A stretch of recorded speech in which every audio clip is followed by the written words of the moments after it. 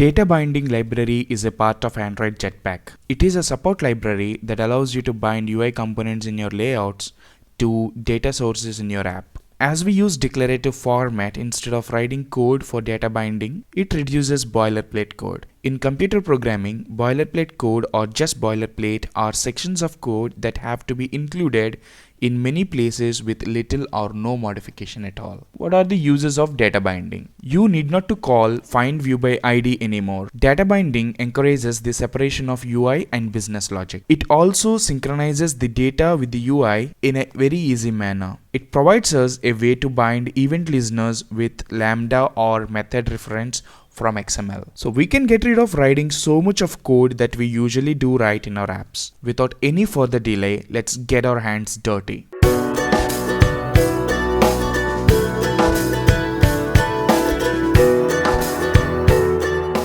For this example, I have created an application. When we run this app, it displays an activity with a text view that displays score. There are two buttons. When we click the button at the top, it increases the score by 1 and updates the score text view with the new score. When we click the button at the bottom, it decreases the score by 1 and updates the score text view with the new score. The logic for all this is written in mainActivity.java. I have used findViewById method to connect the objects with views on the layout file. To work along with me, I recommend you to download this app by using the link given in the description. To enable data binding, go to your project and go to app level build.gradle file. Under the Android section, add data binding and make enable to true. Now click on sync now so that you will enable data binding for this project. After enabling data binding, go to activity_main.xml and jump into the code section. Here we can see that we have constraint layout as the root view group. We have to replace this constraint layout root view group to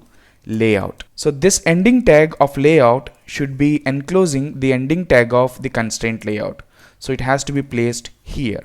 Copy these namespaces to the layout. So place it in the layout. After enclosing this constraint layout with the layout tag, your Android framework understands that this activity_main.xml is going to use data binding. So with this step, you will be creating a class called ActivityMainBinding in the background. So we will make use of this in the next step. To format the code properly, we have a shortcut called Ctrl Alt and L, or we can go to code and click on reformat code. Now go to mainActivity.java and create a variable for ActivityMainBinding. Let's call it binding. The reason for this class name being ActivityMainBinding is because the layout name is activity_main.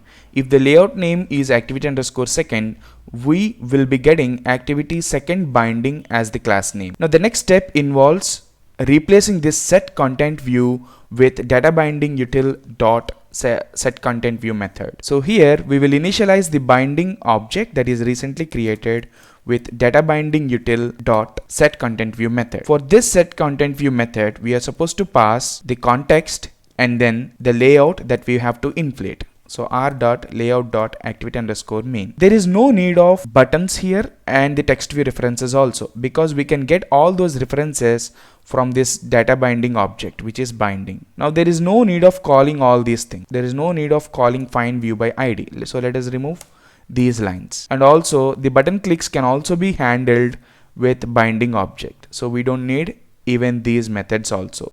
So with binding object, I can call on top of the binding, if I put a dot, I can call the plus button, and on top of it, I can call set on click listener. If you observe carefully, the button ID is +_button, but with data binding, that gets converted to camel case. So your B will be capitalized and underscore is removed automatically. Now set new on click listener. Now here you can write the business logic. We have to increment the value of score by 1. In the same way, we can use the binding object to call the minus button, and on top of it we can set on click listener. Here the logic is to decrement the score by 1. After incrementing or decrementing, after changing the value, it is better to update the text view.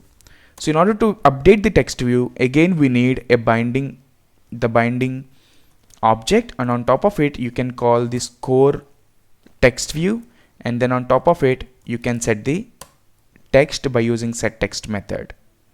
Since we are going to set an integer value on top of the text view, we have to convert this integer value to string. So let's use string.valueOf and then pass the score value to it. The same line we can write in the minus button as well. So copy the line and paste it here as well.